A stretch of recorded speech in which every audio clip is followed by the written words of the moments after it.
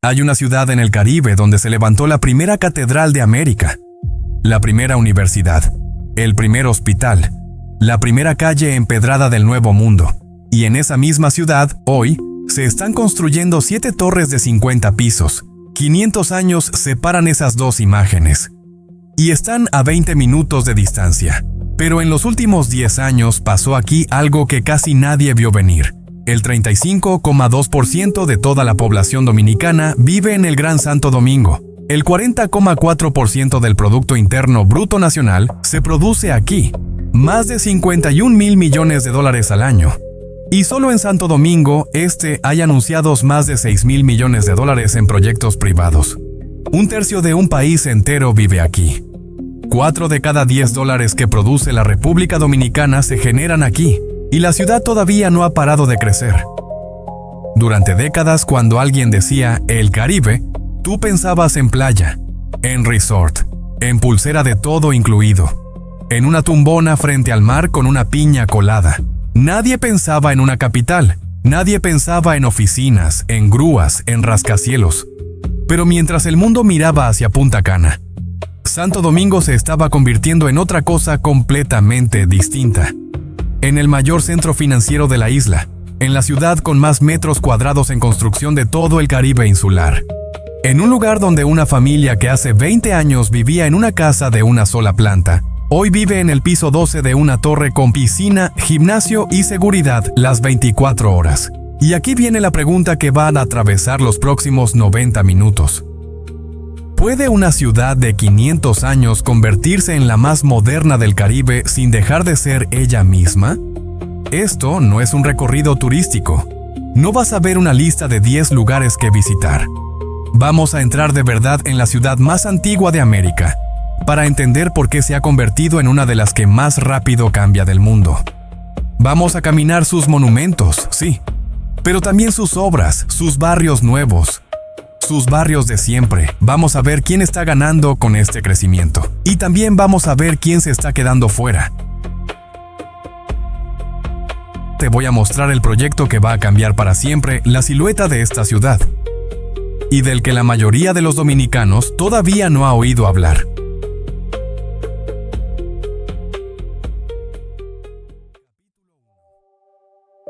La primera ciudad. Todo empezó en la orilla equivocada. En 1496, Bartolomé Colón, hermano del almirante, fundó un asentamiento en la margen oriental del río Ozama. Lo llamó la Nueva Isabela. Duró poco, un huracán en 1502 lo borró del mapa. Nicolás de Obando, el nuevo gobernador, tomó entonces una decisión que definiría los siguientes 5 siglos: mudar la ciudad a la orilla occidental del río. Y esta vez no la construyó como un campamento improvisado. La construyó como una ciudad europea, planificada, con algo que en América nunca se había visto. Un plano en cuadrícula, calles rectas, manzanas regulares, una plaza central, un orden geométrico impuesto sobre el trópico. Ese trazado se convirtió en el modelo con el que después se construyeron La Habana, Cartagena de Indias, Lima, Ciudad de México, Buenos Aires y decenas de ciudades más. Piénsalo bien. Cuando caminas por la calle Las Damas, no estás caminando por una calle vieja cualquiera. Estás caminando por el prototipo de casi todas las ciudades de América Latina. La calle Las Damas fue la primera calle empedrada del Nuevo Mundo, trazada en 1502. Su nombre viene de las damas de la corte de María de Toledo, esposa de Diego Colón, que salían a pasear por ella al atardecer. 5 siglos después sigue ahí, con las mismas piedras, con la misma anchura, con el mismo trazado. Santo Domingo acumula una lista de primeros que no tiene ninguna otra ciudad del continente americano. Y no son detalles menores, son los cimientos de toda una civilización nueva. Empecemos por la Catedral Primada de América, construida entre 1512 y 1540, la primera catedral del Nuevo Mundo, y sigue en pie, sigue funcionando. Sigue teniendo misa los domingos, con gente real sentada en sus bancos. Su fachada mezcla gótico tardío, plateresco y renacimiento. ¿Por qué esa mezcla tan extraña? Porque se construyó durante décadas y los estilos arquitectónicos de Europa iban llegando en barco, con años de retraso. Cada vez que llegaba un maestro constructor nuevo, traía la moda de un continente que ya había cambiado. Fíjate bien en la piedra cuando la veas. No es mármol. No es granito importado. Es piedra coralina, sacada del propio arrecife de la costa dominicana. Santo Domingo se construyó literalmente con el fondo del mar. Sigamos con el Alcázar de Colón. La casa de Diego Colón, hijo del almirante y segundo virrey de las Indias, terminada hacia 1512. Es el único palacio de una familia de la conquista que sobrevive en pie en toda América. Tiene 55 habitaciones distribuidas en 2 plantas, con arcos de piedra que miran directamente al río Ozama. Y según cuentan las crónicas, se construyó sin usar un solo clavo. Solo piedra, madera encajada y técnica. Desde sus balcones, la familia Colón veía llegar los barcos que traían y llevaban un imperio entero. Después está el Hospital San Nicolás de Bari, el primer hospital de América, fundado en 1503 por el mismo Nicolás de Obando. Hoy son ruinas a cielo abierto. Muros de piedra sin techo, arcos que no sostienen nada, palomas entrando y saliendo. Y son quizás el lugar más fotografiado de toda la zona colonial. Precisamente por eso, porque las ruinas dicen algo que un edificio restaurado nunca puede decir, que el tiempo pasó por aquí de verdad. Que esto no es una reconstrucción, que esto es lo que queda. Luego está la fortaleza Ozama, la fortificación militar más antigua de América, levantada en 1502. Desde su torre del homenaje se vigilaba la entrada del río y por lo tanto la entrada a la ciudad. Fue cuartel, fue prisión, fue el punto de control militar de todo un imperio en el Atlántico. Por sus calabozos pasaron piratas, rebeldes y presos políticos durante más de 4 siglos. Hoy es un mirador donde adolescentes dominicanos se toman fotos al atardecer con el mar de fondo. Y finalmente la Universidad Santo Tomás de Aquino, fundada en 1538 por bula papal. La primera universidad de todo el continente americano. Su heredera directa, la Universidad Autónoma de Santo Domingo, tiene hoy más de 180,000 estudiantes matriculados.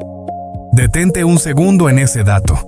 La primera universidad del continente sigue formando gente, casi 500 años después, sin parar, sin cerrar, sin interrupción, y hay más, mucho más en apenas unas cuantas manzanas. El Museo de las Casas Reales, que fue durante siglos la sede de la Real Audiencia, el primer Tribunal Supremo de América. Desde ese edificio se administraba justicia sobre un territorio que iba desde Florida hasta la Patagonia. Todo lo que ocurría en el Nuevo Mundo, en términos legales, terminaba pasando por aquí. El convento de los dominicos, donde Fray Antonio de Montesinos pronunció en 1511 el sermón que cambió la historia del derecho internacional. Delante de las autoridades coloniales, con Diego Colón sentado en primera fila, preguntó en voz alta si aquellos indios no eran hombres, si no tenían almas racionales. Fue el primer grito documentado por los derechos humanos en América.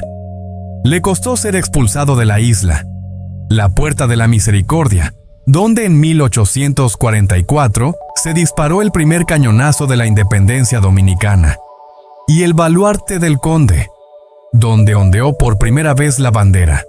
La Plaza España, ese enorme espacio abierto frente al Alcázar de Colón, que de día es una explanada de piedra silenciosa y de noche se convierte en la terraza más concurrida de la ciudad, con restaurantes, música en vivo, niños corriendo y familias enteras cenando bajo las estrellas. Y la calle El Conde, la primera calle peatonal comercial del país que atraviesa la zona colonial de extremo a extremo. Aquí se compra de todo. Aquí hay limpiabotas, vendedores de coco, artistas callejeros, tiendas de ámbar y larimar, y turistas perdidos mirando el mapa del teléfono. El ámbar dominicano, por cierto, es único en el mundo. Se formó hace millones de años y conserva insectos prehistóricos atrapados en su interior, con una nitidez que no se encuentra en ningún otro yacimiento. Y el larimar, esa piedra azul turquesa, solo existe en un único lugar del planeta. Una montaña en el suroeste de la República Dominicana. En ningún otro sitio, solo aquí. Ahora, aquí está la diferencia real entre Santo Domingo y otros centros históricos del mundo. Y es una diferencia que hay que ver para entender. En muchas ciudades, el casco antiguo es un museo. Es bonito, está cuidado, está perfectamente iluminado y está absolutamente vacío después de las 7 de la tarde. Es un decorado. En Santo Domingo, la zona colonial es un barrio. Vive gente, hay colmados, hay ropa tendida en balcones del siglo XVIII, hay abuelos jugando dominó en la acera, hay motores pasando. Hay música saliendo de una bocina a un volumen que en cualquier otro país sería ilegal. Es Patrimonio de la Humanidad de la UNESCO desde 1990. Y también es el lugar donde alguien está friendo empanadas en una esquina a las 10 de la noche. Esa convivencia entre lo histórico y lo vivo no es un accidente. En los últimos años se ha convertido en una estrategia de Estado. Solo en el último ciclo de intervenciones se restauraron 15 fachadas patrimoniales de alto valor histórico en la ciudad colonial. Entre ellas, el Panteón de la Patria, el Museo de las Casas Reales, varias iglesias y capillas históricas, la primera iglesia evangélica dominicana y la ermita de San Antón.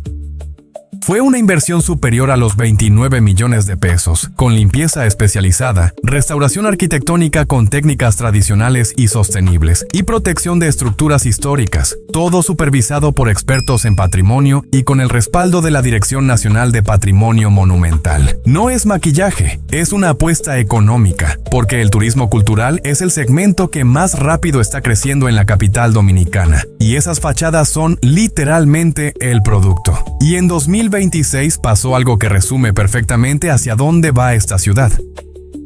El Ministerio de Turismo y el Clúster Turístico de Santo Domingo lanzaron una plataforma llamada Desafío Colonial. Es un recorrido secuencial por 18 puntos emblemáticos de la ciudad colonial, donde el visitante avanza superando retos y desbloqueando datos históricos desde su teléfono. Gamificación pura aplicada al patrimonio. Sí. Convirtieron 500 años de historia en un videojuego que se juega caminando. Puedes reírte de la idea. Puedes pensar que es una frivolidad, o puedes entender lo que realmente significa. Significa que Santo Domingo dejó de esperar a que el visitante llegara con ganas de leer placas de bronce. Ahora la ciudad sale a buscarlo en el idioma que ese visitante habla. Y esa es exactamente la tensión de todo este documental. Lo más antiguo de América, negociando con el presente. Todos los días, en cada esquina. Ahora bien, para entender por qué Santo Domingo crece de la forma en que crece hoy, hay que entender algo fundamental. Esta ciudad ha sido destruida y reconstruida muchas veces. No es una ciudad que se conservó, es una ciudad que sobrevivió. En 1586, el corsario inglés Francis Drake tomó la ciudad con 23 barcos. La saqueó durante un mes entero. Exigió un rescate enorme y como no se lo pagaron completo, empezó a quemar edificios uno por uno hasta que le pagaron. Se llevó las campanas de la catedral, destrozó altares, y cuando finalmente se fue, Santo Domingo nunca volvió a ser la joya del Imperio Español en el Caribe. El poder se mudó. Se fue a La Habana, a Cartagena, a Veracruz, a Lima, y Santo Domingo, la primera ciudad, se convirtió en una ciudad de provincias durante casi 300 años. Después vinieron los cambios de bandera, y aquí la lista es casi absurda. España, luego Francia tras el Tratado de Basilea, luego España otra vez, luego Haití, que la ocupó durante 22 años, luego la independencia en 1844, luego una anexión voluntaria de vuelta a España, luego la Guerra de Restauración, luego 2 ocupaciones militares estadounidenses, en 1916 y en 1965. Ninguna ciudad de América ha cambiado de dueño tantas veces. Y en 1930 llegó el golpe más duro de todos, el huracán San Zenón. Vientos de más de 250 kilómetros por hora arrasaron la ciudad en cuestión de horas. Murieron miles de personas. La mayor parte de las construcciones quedaron destruidas. Santo Domingo sencillamente dejó de existir como ciudad funcional. Y esto es clave. La ciudad que ves hoy fuera de la zona colonial es, en gran parte, hija de esa reconstrucción. Avenidas anchas, arquitectura racionalista y Art Deco. Un trazado urbano pensado para el automóvil en un momento en que casi nadie en el país tenía automóvil.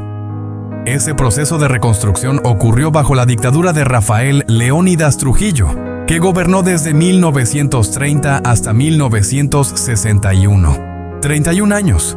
Trujillo usó la reconstrucción como herramienta de propaganda, y llegó tan lejos que le cambió el nombre a la ciudad. Durante casi 3 décadas, Santo Domingo no se llamó Santo Domingo, se llamó Ciudad Trujillo. El nombre original volvió en 1961. Después de su asesinato, los edificios se quedaron. Y esa es una parte incómoda de la historia urbana dominicana que la ciudad todavía está aprendiendo a contar sin esconderla. Y hubo un momento en el siglo XX que explica mucho de lo que vino después. En abril de 1965, Santo Domingo fue el escenario de una guerra civil. Un movimiento constitucionalista intentó restaurar en el poder al presidente Juan Bosch, derrocado por un golpe de Estado apenas 7 meses después de haber sido elegido democráticamente. La ciudad se dividió en dos. Hubo combates casa por casa en Ciudad Nueva y en la zona colonial. Y Estados Unidos desembarcó más de 20,000 soldados en la capital. Fue la última gran fractura violenta de esta ciudad. Y de ella salió, con el tiempo, la democracia dominicana moderna. Ese mismo Juan Bosch, escritor, ensayista y una de las figuras políticas más influyentes del país, da hoy nombre a uno de los desarrollos urbanos más grandes de la historia dominicana. Vamos a llegar a eso. Durante 4 siglos, Santo Domingo cabía dentro de una muralla. Ese recuadro, ese pequeño perímetro amurallado junto al río. Esa era la ciudad entera. Todo. Gobierno, comercio, iglesias, viviendas, puerto. Hoy el Gran Santo Domingo supera los 3.700.000 habitantes. Es la zona urbana más poblada del país y el principal destino de la migración interna dominicana. Un país entero decidió mudarse aquí. Y la pregunta que se abre entonces es muy simple y muy brutal. ¿Dónde metemos a toda esta gente? Capítulo 2. Los monumentos. No hay ningún edificio en el Caribe como este. El Faro a Colón, en Santo Domingo Este. Un monumento de hormigón de más de 200 metros de largo, con forma de cruz acostada sobre el suelo. No es una torre, no es un obelisco. Es una cruz gigantesca tumbada en el suelo, que solo se entiende del todo cuando la ves desde el aire. Su diseño se eligió en un concurso internacional convocado en 1929. Ganó un estudiante escocés de arquitectura llamado Joseph Leagleave, que tenía 23 años. Compitieron más de 400 proyectos de casi 50 países, y luego el proyecto se quedó dormido durante 60 años. Guerra mundial, crisis económicas, cambios de gobierno. El faro existía solo en un plano. Se construyó finalmente para el 5º centenario del viaje de Colón, en 1992. Costó cientos de millones. Fue enormemente polémico. Hubo desalojos de familias en su perímetro. Hubo protestas en las calles. Y cuando enciende sus 150 reflectores, proyectando una cruz de luz sobre las nubes visible a kilómetros de distancia, consume tanta energía que durante años se decía, medio en broma, medio en serio, que había apagones en los barrios vecinos cada vez que se prendía. Ese contraste es una de las imágenes más honestas de esta ciudad. El monumento monumental y el barrio a sus pies. Dentro se conserva lo que la República Dominicana sostiene que son los restos de Cristóbal Colón, en una disputa histórica con Sevilla que lleva más de un siglo sin resolverse del todo. Ambas ciudades afirman tener los huesos verdaderos. Ambas tienen argumentos. Pero más allá de la polémica, el Faro hizo algo muy concreto y muy medible. Puso a Santo Domingo Este en el mapa. Y hoy ese lado del río es la zona que más rápido está creciendo de toda la ciudad. Vamos a volver a eso, mucho. Si el faro es el monumento oficial, el obelisco del malecón es el monumento del pueblo. Se levantó en 1935 sobre la avenida George Washington, frente al Mar Caribe. Se construyó para conmemorar el cambio de nombre de la ciudad a Ciudad Trujillo, es decir, un símbolo de dictadura, plantado frente al mar, para celebrar el ego de un hombre. Y entonces los dominicanos hicieron lo que mejor saben hacer. Se lo apropiaron, lo pintaron, una vez y otra y otra. Lo pintaron con las hermanas Mirabal, las 3 mujeres asesinadas por ese mismo régimen en 1960 y que hoy son símbolo internacional de la lucha contra la violencia de género. Su historia dio origen al Día Internacional de la Eliminación de la Violencia contra la Mujer. Cada 25 de noviembre, lo pintaron con mensajes sociales, con banderas, con arte urbano, con causas ambientales, con homenajes. Un monumento levantado por un dictador se convirtió en el mural más grande de la memoria democrática del país. Eso es Santo Domingo en una sola imagen. No borra su pasado, lo repinta. Y el malecón es su columna vertebral emocional. 14 kilómetros de avenida frente al Caribe abierto. Aquí se corre por la mañana, se pesca por la tarde, se hace ejercicio en las máquinas públicas, se llega en motoconcho, se estaciona el carro con la música a todo volumen y se abre la cajuela como si fuera una sala de estar. Y cada verano se convierte en la pista de baile más grande del país entero. Pero Santo Domingo no dejó de construir símbolos cuando terminó la época colonial. El siglo XX también dejó los suyos. El Palacio Nacional, terminado en 1947. Neoclásico, con una cúpula de 34 metros de altura, mármol traído de Italia y una escalinata monumental de caoba dominicana. Es la sede del Poder Ejecutivo y sigue siendo uno de los edificios de gobierno más imponentes del Caribe. El Panteón de la Patria, en plena zona colonial, fue originalmente una iglesia jesuita del siglo XVIII. Hoy guarda los restos de los próceres nacionales, con una guardia de honor permanente que cambia cada hora y una llama eterna encendida en el centro. El altar de la Patria y la Puerta del Conde, en el Parque Independencia. Aquí, en la madrugada del 27 de febrero de 1844, se disparó el trabucazo que dio inicio a la independencia dominicana. Y aquí está el kilómetro cero del país. Todas las distancias de la República Dominicana se miden desde ese punto exacto. Cada letrero de carretera del país, en el fondo, apunta hacia aquí. La Plaza de la Cultura Juan Pablo Duarte, donde se concentran el Teatro Nacional, el Museo del Hombre Dominicano, el Museo de Arte Moderno, el Museo de Historia Natural y la Biblioteca Nacional. Es un campus cultural completo en el centro de la ciudad. Y es la mejor prueba de que Santo Domingo, ya en los años 70, se pensaba a sí misma como una capital cultural y no solamente administrativa. Y los Tres Ojos. Un sistema de cuevas de piedra caliza con lagunas subterráneas de agua cristalina en pleno parque urbano de la ciudad. Estás en una capital de millones de habitantes. Bajas unas escaleras excavadas en la roca y de repente estás en una caverna prehistórica con agua turquesa y raíces colgando del techo. A 15 minutos del centro financiero. Pero una ciudad no son solo sus monumentos. Una ciudad son sus barrios. Y Santo Domingo tiene barrios con una personalidad tan marcada que cambiar de sector es casi como cambiar de país. Está Gascue, el barrio de las casas de los años 30 y 40, con jardines, árboles enormes y arquitectura art deco y neocolonial. Aquí vivieron escritores, poetas, artistas y profesores universitarios. Es el barrio más arbolado del centro, el más silencioso y probablemente el que mejor conserva la memoria de la clase media intelectual dominicana del siglo XX. Está Ciudad Nueva, justo al lado de la zona colonial, con sus calles estrechas y sus casas de madera pintadas de colores fuertes.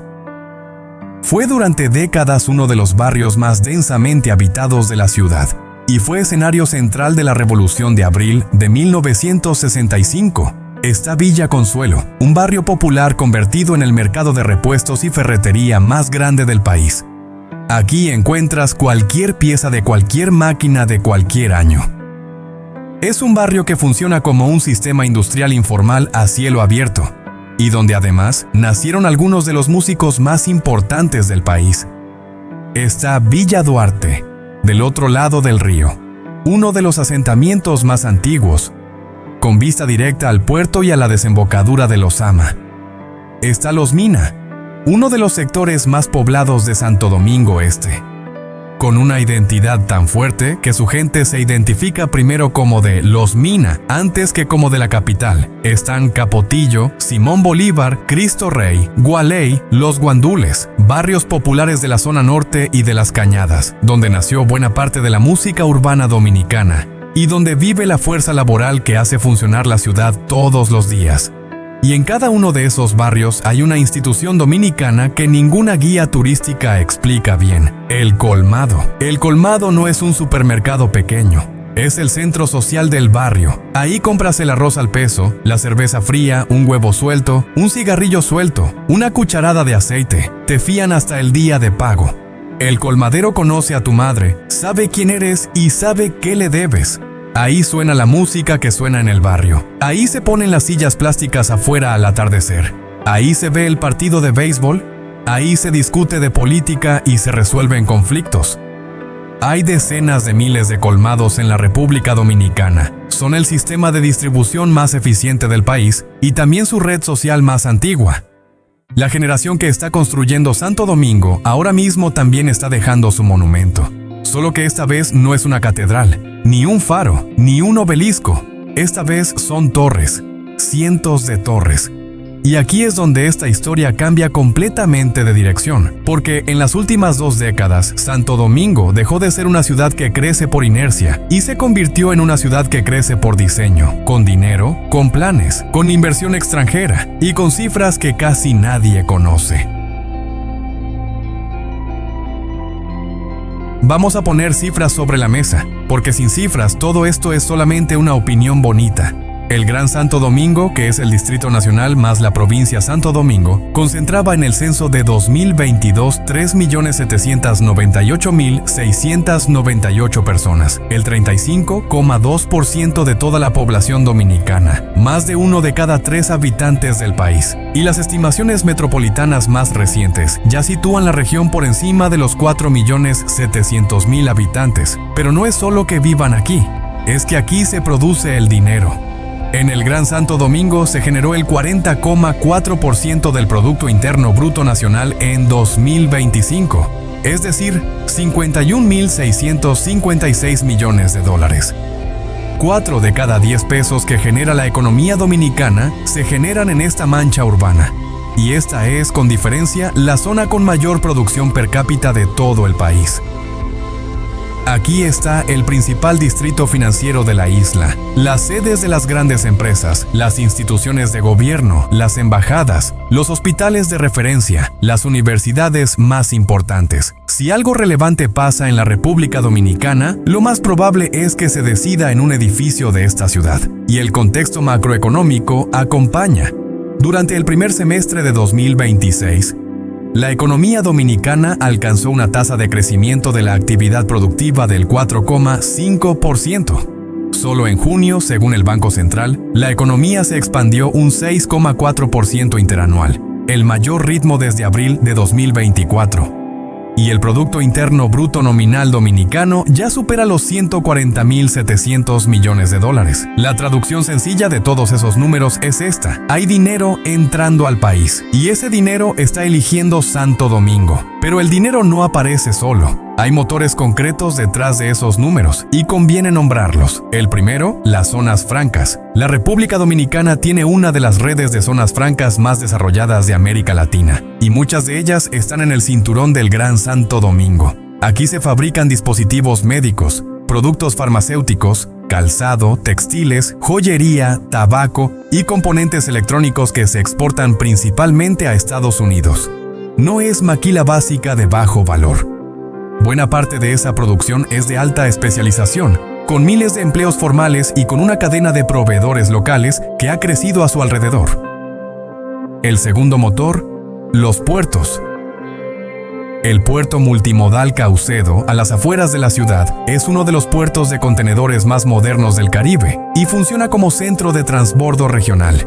Barcos que van de Asia a la costa este de Estados Unidos o de Europa a Sudamérica descargan aquí. Eso convierte a Santo Domingo en un nodo logístico, no solo en una capital administrativa, y la logística atrae empresas, oficinas regionales y almacenes. Y todo eso atrae empleo. El tercer motor, la conectividad aérea. El Aeropuerto Internacional Las Américas conecta la ciudad con Norteamérica, Europa, Sudamérica y el resto del Caribe. Miami está a poco más de 2 horas de vuelo. Nueva York a menos de 4. San Juan de Puerto Rico, a poco más de 1. Esa cercanía no es un detalle geográfico. Es la razón por la que un ejecutivo puede tener oficina en Santo Domingo y reuniones en Florida la misma semana. El cuarto motor, la energía y las telecomunicaciones. La República Dominicana ha invertido de forma sostenida en generación eléctrica, incluyendo un impulso importante a las energías renovables, con parques solares y eólicos que han crecido de manera acelerada. Y en conectividad digital, el país tiene una de las mejores infraestructuras de fibra óptica del Caribe. Eso ha permitido algo nuevo, una escena de tecnología, de centros de servicios y de trabajo remoto internacional que hace 10 años no existía. Hoy hay dominicanos en Santo Domingo trabajando para empresas de California, de Madrid y de Nueva York sin salir de su apartamento. Y hay extranjeros que se mudaron aquí precisamente por eso. Internet estable, costo de vida razonable, mar a 15 minutos y visa sencilla. La ciudad que crece hacia arriba. Durante casi todo el siglo XX, Santo Domingo creció como crecen las ciudades del Caribe. Hacia los lados, casa de una planta, solar, patio con mata de mango. Y la ciudad extendiéndose kilómetro tras kilómetro hasta donde alcanzara la carretera y llegara el tendido eléctrico. Eso se acabó. En la última década, Santo Domingo tomó una decisión. En parte planificada por las autoridades, en parte empujada por el precio del suelo y por la falta de terreno disponible. Santo Domingo decidió crecer hacia arriba.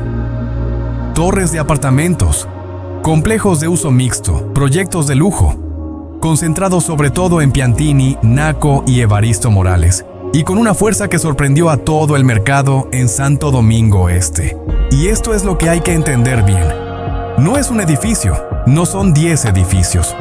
Es una transformación simultánea de toda la silueta de la ciudad. A lo largo de la historia dominicana, cada década ha tenido su edificio más alto. Y cada década ese récord ha durado menos tiempo que el anterior. Si aterrizaras en Piantini sin saber en qué país estás, te costaría bastante adivinarlo. Piantini es el sector más caro de toda la República Dominicana. Torres residenciales con amenidades de hotel 5 estrellas, piscina en azotea con vista al mar, gimnasio equipado, espacios de coworking, cine privado, salón de eventos, seguridad permanente y planta eléctrica propia para cuando falla la red.